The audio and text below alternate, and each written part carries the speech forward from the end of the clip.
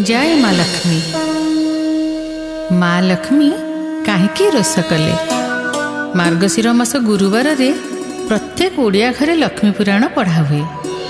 से बहुत सुंदर सुंदर कथा अच्छी। आज आम जानिबा स्वामी श्री जगन्नाथ आउ देढ़सुर बलभद्रंक उपरे रागी जाई माँ लक्ष्मी काहींकी तांको अभिशाप देइथिले। थरकर कथा से दिन मार्गशीर मास गुरुवार पड़ी थाए। माँ लक्ष्मी को इच्छा है नगर भ्रमण करने को। भोरु माँ मंदिर बाहरी गले भ्रमण करने। साही परे साही से सबुआड़े जाई बुली देखिले। आउ जहा देखिले तांको मन दुख हो गला। माँ देखिले कि सोई सोई घुंगुड़ी मारुछि। सकाळ हो जाइथिले भी निदरू उठिनी। पुणी आउ काहाकू देखिले स्त्री लोकटे केश मुकुला करी सोईछि। लुगापटा असंजत। पुणी आउ कहा घर आगरे मैला पड़िछि। झाड़ू दिया हेइनी। एसबू देखी माँ लक्ष्मी को मन उदास हो गला। ये लोक माने तो खूब विशृंखलित हो गले। नियम मानु नाहंती, संजत सबु नाहंती, स्वच्छता भी रक्षा करू नाहंती।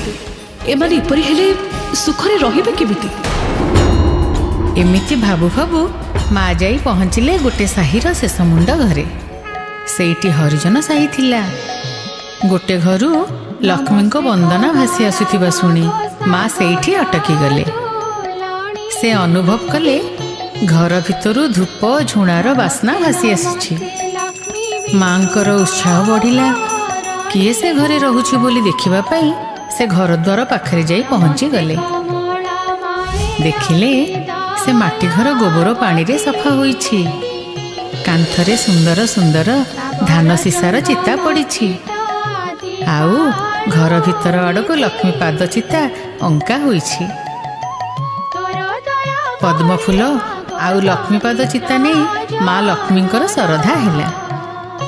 से सेई चिता को अनुसरण करी घर भितर को पशिगले। माँ देखिले महिला जने खूब श्रद्धारे पूजा करुछि। सेठी थिला श्रिया चांडालुणीर घर। श्रिया माँ को देखी गदगद हो गला। प्रणाम करी कहिला, मोर आज महाभाग्य। स्वयं माँ महालक्ष्मी आज मोर माटी कुड़िया रे विजय करिसेंती। माँ लक्ष्मी तो ता पूजारे खुशी हो जाइथिले। कहिले, मु तो भक्ति रे मुग्ध होइछि। मते की बर मागुछु मागिले। माँ मो गरीब लोक, भल करी गंडे खाइबा को पाउनी। मो घरे धन संपत्ति जमिति अभाव न रुहे। तथास्तु। माँ मोर गोधन नाहंती, मते 100 गोदान मिलु। तथास्तु। माँ मोर संतान नाहंती, मते संतान प्राप्तिर वर दियंतु। तथास्तु। सतपुत्रर जननी हुआ। माँ लक्ष्मी को आशीर्वाद रे श्रियार आउ किछि अभाव रहिला नहीं। धन जन गोप लक्ष्मी सबुथिरे सी परिपूर्ण हो गला। एपटे कौन हेइछि ना सकाळु सकाळु खबर प्रचारित हो गला। महालक्ष्मी मंदिर रे नाहंती। खोज खबर नबारु जना पड़िला सी हरिजन बस्ती बुलिबाकू जाइछंती। एक कथा जानी बड़ भाई बलभद्र खूब रागी गले। से जगन्नाथ को डाकी कहिले, जगा ए सब कौन चली? तो स्त्री जाई सामान्य हरिजन बस्ती रे बुलुची। मु तो किछि जानिनी भाई। से मते किछि कहि नाहंती। न जानिचु नाही एबे जाने। अछबकु छुई लक्ष्मीकर जाति चली जाईची। श्रीमंदिर रे तांकर आउ स्थान नाही। हेले भाई मु किछि जानिबाकू चाहे ना। सी मंदिर भीतर को आसिले मंदिर अपवित्र हो जीव। मो आदेश तते पालिबाकू हबो। चल मंदिर द्वार रे जगी की बसिबा। तापरे दुई भाई आसी मंदिर द्वार रे जगी बसिले। आउ एपटे श्रियार भक्ति रे मग्न होई माँ लक्ष्मी खुशी मनरे आसी पहुँची गले मंदिर पाखरे। से भीतर को पशिबाकू जाउछंती। जगन्नाथ तांको बाट अटकाई कहिले, सेठी रुह। तमे मंदिर भितर को प्रवेश करि परिबनी। एहा बड़ भाई को आदेश। हेले मोर दोष कोन? ଦୋଷ କରି ପଚାରୁଛ ଦୋଷ କ'ଣ? ସାନ ବୋହୂ, ତମେ ଅଛବ ଘରକୁ ଯାଇ ନିଜର ଜାତି ନଷ୍ଟ କରିଛ। ତୁମକୁ କ'ଣ ଆଉ କୋଉ ଜାଗା ମିଳିଲାନି? ସେଠିକି ଯାଉଥିଲ କାହିଁକି?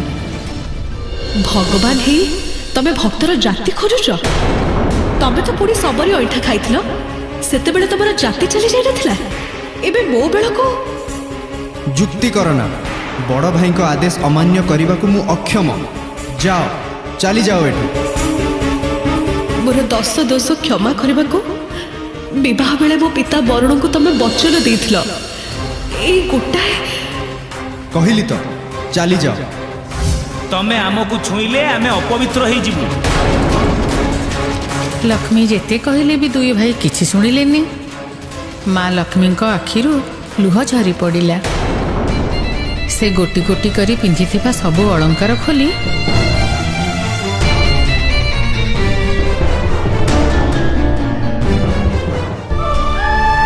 ଜଗନ୍ନାଥଙ୍କୁ ଫେରେଇ ଦେଲେ। ଆଉ କହିଲେ, ନିଅ, ତମେ ସବୁ ରଖ, ନହେଲେ ପରେ କହିବ ଲକ୍ଷ୍ମୀ ମୋ ଘରର ଅଳଙ୍କାର ଚୋରେଇ ନେଇଛି, ତାକୁ ବିକି ଭାଙ୍ଗି ଚଳୁଛି। ହେଲେ ଗୋଟେ କଥା ମନେ ରଖ, ଆଜି ତମେ ମାନେ ଶ୍ରୀମନ୍ଦିରରୁ ବାହାର କରିଦେଇ ଲକ୍ଷ୍ମୀ ଛଡ଼ା ହେଇଗଲ।